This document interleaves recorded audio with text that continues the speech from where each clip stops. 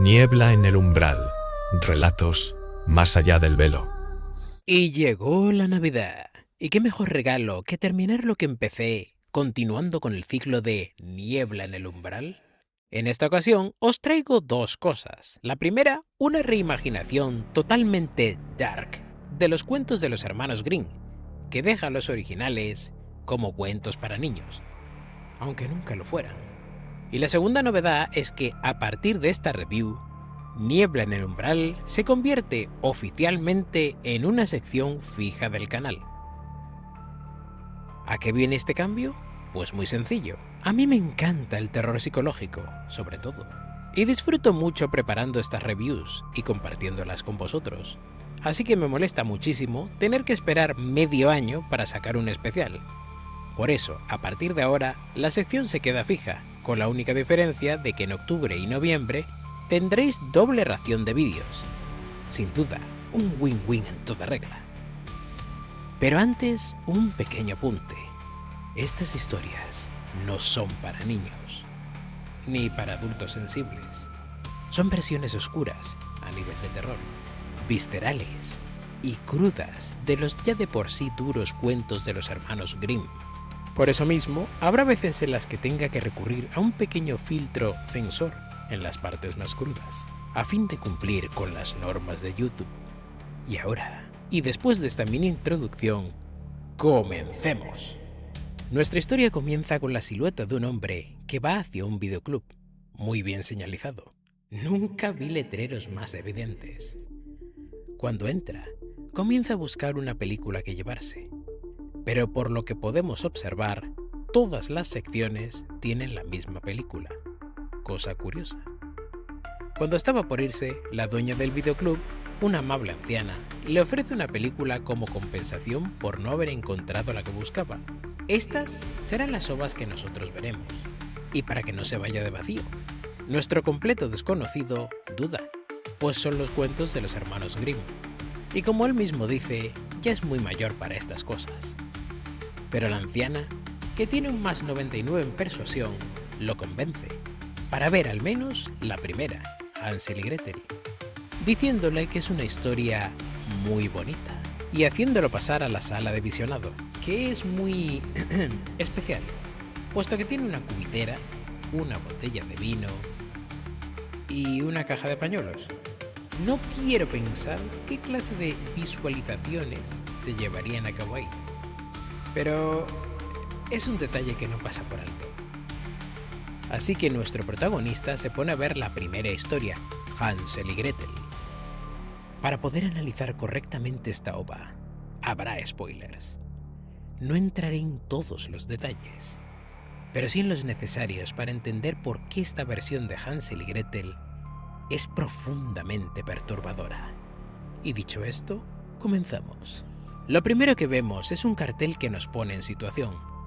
Esta historia transcurre durante una gran hambruna en Europa, tan atroz que no era extraño que los padres abandonasen a sus hijos o los dejasen a cargo de alguien a fin de dejar de sufrir.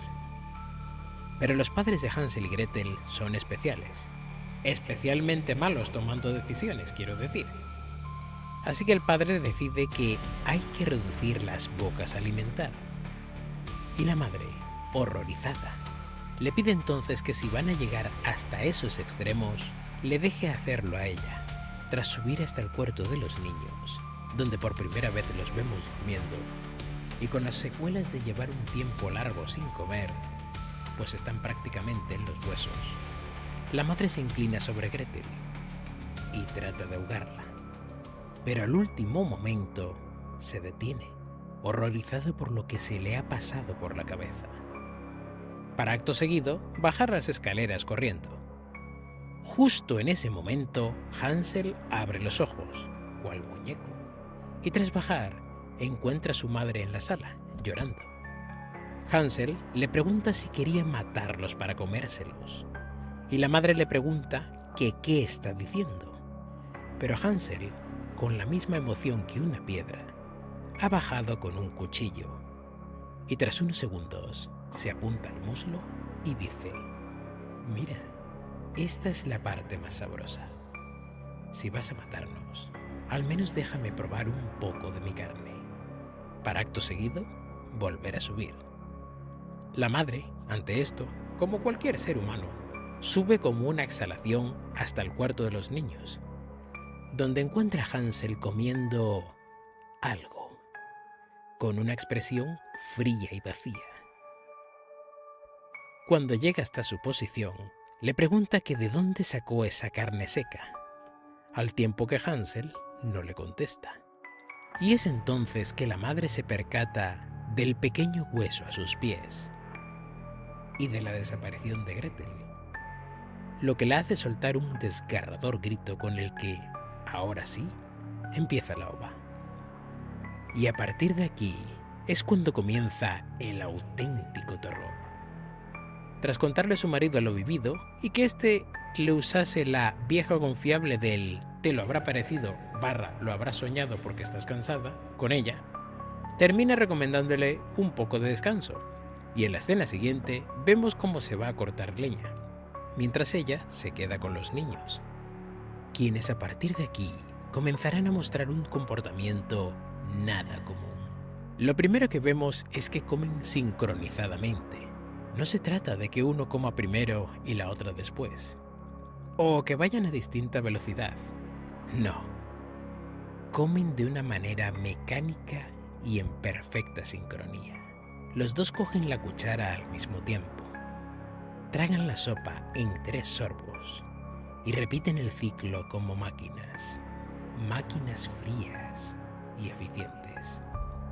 Pero lo peor viene después, cuando la madre ve cómo juegan a las casitas de una manera inquietante. Aquí Gretel hace de bebé y Hansel de la madre. Cuando ella llora, él le dice que ya no tienen nada que comer, mucho menos leche para ti, a lo que Gretel responde llorando mecánicamente. Pero lo inquietante viene ahora, pues Hansel sigue.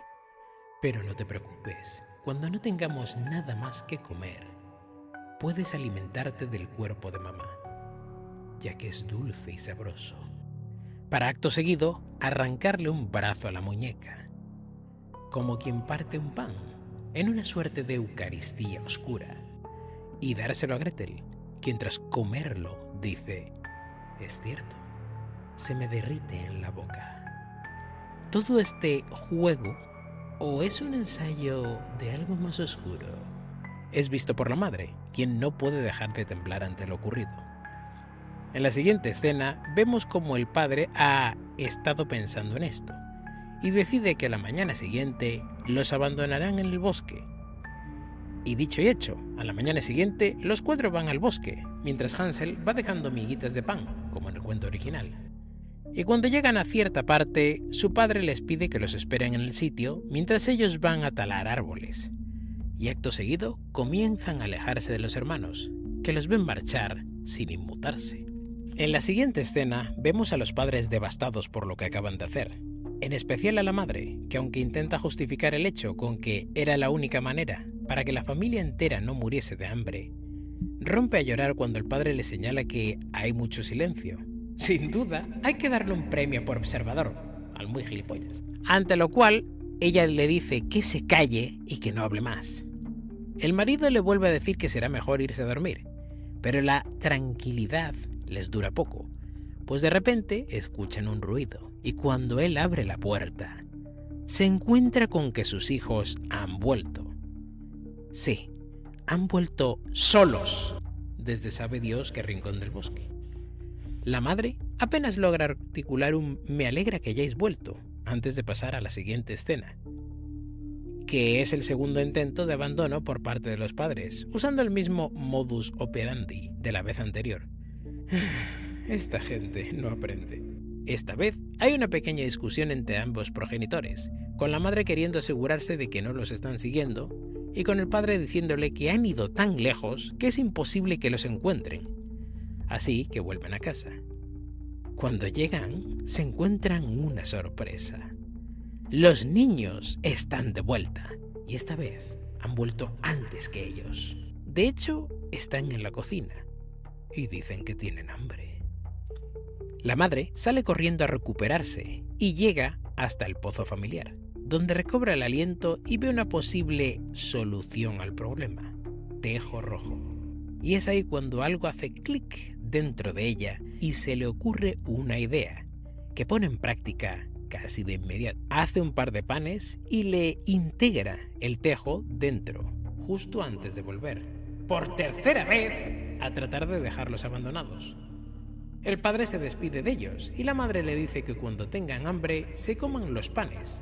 Nota curiosa: quizás debido al miedo, a la madre se le olvidó integrar bien el tejo, pues el pan presenta unas motitas rojas que evidencian que ese pan tiene algo más que miga, de manera tan evidente que es casi como si estuviésemos viendo una manita muscaria, pero con corteza. Y se van, primero apurando el paso, para luego salir literalmente corriendo del lugar. Pero nadie puede escapar de unos niños que han demostrado tener un más 99 en supervivencia, otro en rastreo y un más 99 extra en perseverancia.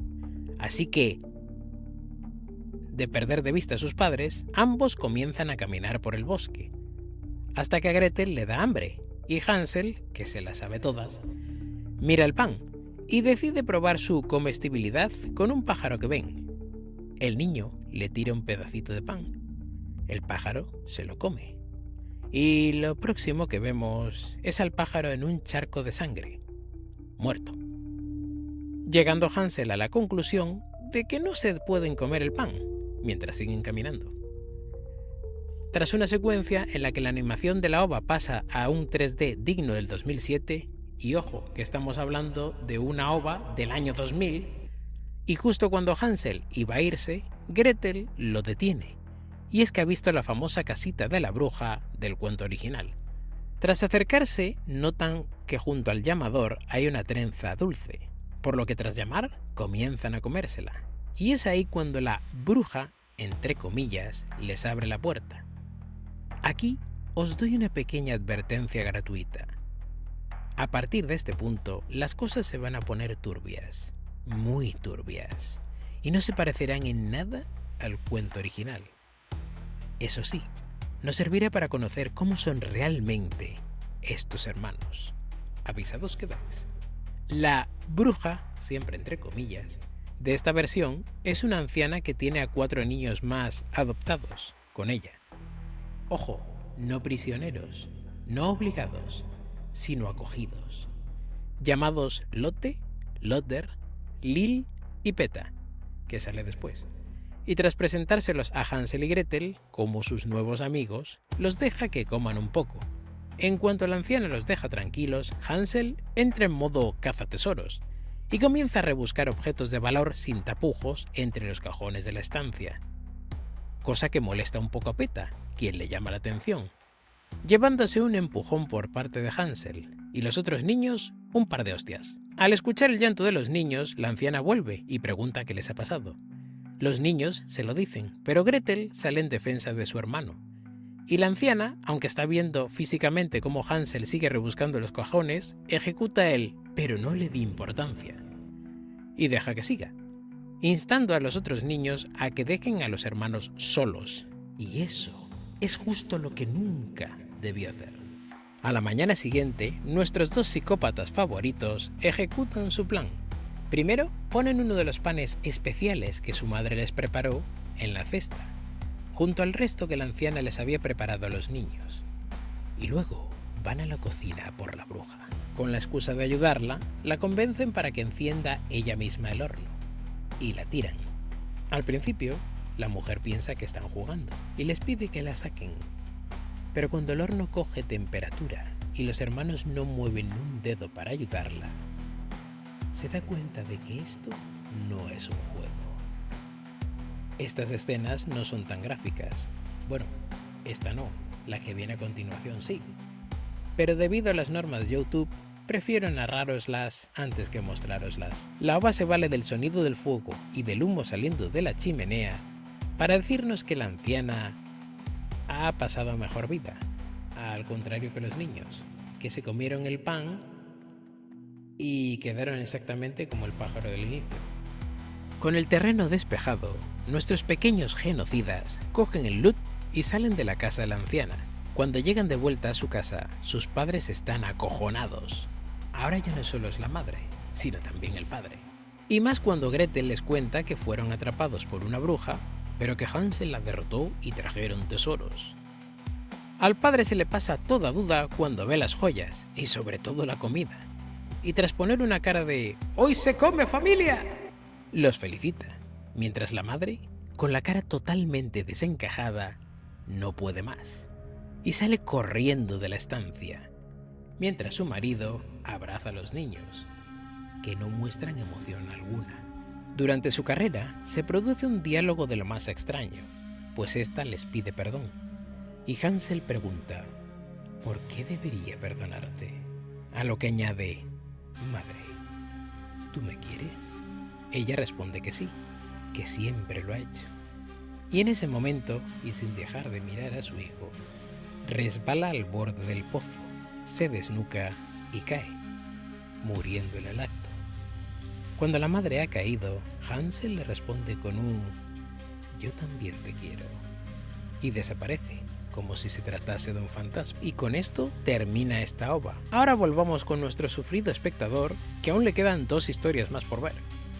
Tras salir de la sala, la anciana le pregunta qué le ha parecido la historia, y nuestro espectador, tras dejarle claro su disgusto y prácticamente romper el VHS contra el mostrador, tenía pensado abandonar el videoclub, pero nuevamente la dependiente aplica su persuasión más 999 y lo convence para ver Barba Azul, según ella, una historia de amor.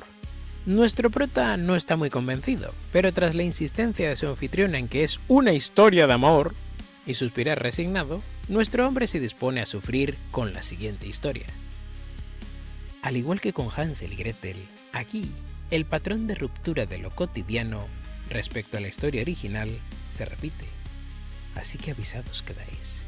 Tras la pequeña introducción al cuento original de Barba Azul, la historia comienza presentándonos a nuestra protagonista, que para no haceros muy larga la espera, ya que se menciona más adelante, se llama Marianne y está acompañada por Johan, el mayordomo de Barba Azul, al que pronto, muy pronto de hecho, conoceremos. Ambos están en lo que llamaremos coloquialmente el Templo Azul, ya que tanto por estructura así como por forma es a lo que recuerda, donde todo es azul, velas, columnas, cortinas, etc. Pero ahora sigamos con la boba. Johan deja a Marianne en el templo, esperando a Barba Azul. Y en la siguiente escena vemos como Johan se pinta de azul, revelándonos a nosotros como espectadores que él es Barba Azul, cosa que demuestra empíricamente cuando aparece ante Marianne con ese mismo aspecto. Tras aparecer, Barba Azul le pregunta ¿eres tú? Y Marianne, en vez de responder, da un paso atrás, contiene un grito y se queda callada, haciendo que Barba Azul se retire de la estancia. Poco después llega Johan y le dice que por su actitud el duque se ha molestado, pero como ya es tarde lo mejor será que se acueste. Tras acompañarla hasta su cuarto, Johan le advierte que la consumación será en 7 días, así que tendrá ese tiempo para volver a ganarse la confianza del duque. A partir de aquí y durante toda la ova comienza un auténtico estudio cromático, donde cada color tiene un significado mucho más profundo de lo que parece, siendo digno de una review aparte. Así que si queréis un estudio pormenorizado del uso del color que aquí se hace, y de la ingente cantidad de simbología que tiene la primera historia, Hansel y Gretel, os tendréis que esperar a la versión Director's Cut de esta review, donde trataré estos temas de manera larga y tendida. De momento, seguimos con Barba Azul. Saltándonos un poco el estudio cromático, que ya os he dicho, poco a poco vemos como Marianne va tratando con Barba Azul. Ojo, tratando, no acostumbrándose a su presencia, ni menos tratar de ganárselo como aliado.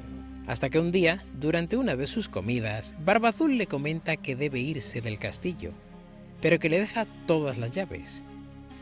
Puede abrir todas las puertas, menos una, la habitación dorada. Estará desaparecido durante un tiempo, pero volverá justo para la consumación.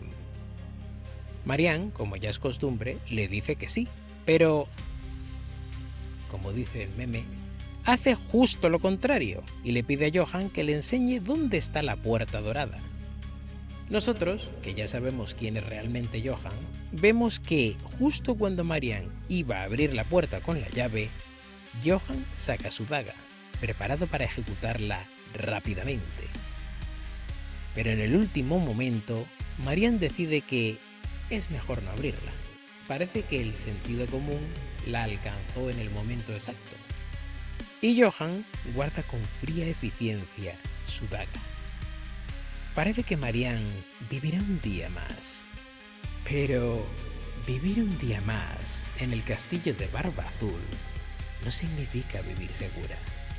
Y con esto pasamos nuevamente a la realidad, donde nuestro sufrido espectador sale de la sala, y cuando la dueña le pregunta qué le ha parecido, el pobre hombre solo puede contestar con que la historia es un poco triste. Y ya iba a marcharse, cuando la anciana vuelve a usar un truco más y le ofrece ver una última historia, Cenicienta, que tiene, según ella, un final feliz. El hombre ya está un poco harto, pero al repetirle final feliz un par de veces, parece que lo convence. Pues vuelve a entrar en la estancia para ver lo que os aseguro que es la versión más rompedora de la historia original. Comparado con las otras dos, esta versión de Cenicienta es, curiosamente, la más fiel al cuento original. Al menos hasta que decide dejar de serlo. Y cuando lo hace sin frenos. Aquí conoceremos a Helen, la Aschenputtel o Cenicienta, llamada así porque duerme a los pies de la chimenea, entre cenizas, suciedad y desprecio. Desde el primer momento se nos muestra una dinámica familiar absolutamente tóxica, hermanastras crueles, una madrastra manipuladora que disfruta psicológicamente del maltrato y un padre cuya única preocupación es descubrir dónde está la herencia de la madre de Helen. Helen aguanta, pero no es pasiva. Esta Cenicienta recuerda. Un flashback nos muestra a su madre en el lecho de muerte, pidiéndole dos cosas muy concretas: que plante un avellano tras su tumba y que no confíe jamás en su padre. Ese detalle, aparentemente menor, lo cambia todo. Cuando la presión aumenta y Helen se niega a revelar la ubicación del dinero, rompe definitivamente con su familia y se marcha. A partir de aquí, la historia empieza a virar de víctima a estratega. En la ciudad, Helen descubre rápidamente que el príncipe Franz, y por extensión el reino entero, tiene un fetiche muy concreto: las piernas bonitas. Y Helen sabe perfectamente cómo jugar esa carta. Consigue acceso al palacio, se gana la atención del príncipe y deja claro que será ella quien marque el ritmo. Cuando llega al baile, Helen cumple su promesa. Aparece, deslumbra y reclama el primer baile, mientras sus hermanastras no la reconocen, atrapadas en su propia superficialidad. Y aquí es donde esta Cenicienta deja de ser un cuento de hadas. Sin entrar en detalles, porque creedme, los hay. Lo que sigue es una sucesión de decisiones calculadas, manipulaciones sutiles y una reinterpretación muy oscura de la famosa prueba del zapato. Nada aquí ocurre por accidente. Helen no espera justicia, la crea. El resultado final es un final feliz, pero no uno reconfortante.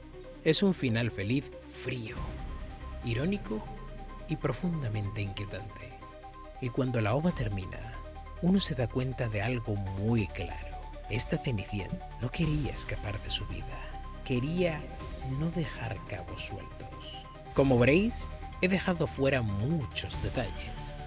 No porque no sean importantes, muy al contrario, sino porque si entraba en ellos, esta review pasaba de vídeo a tesis doctoral.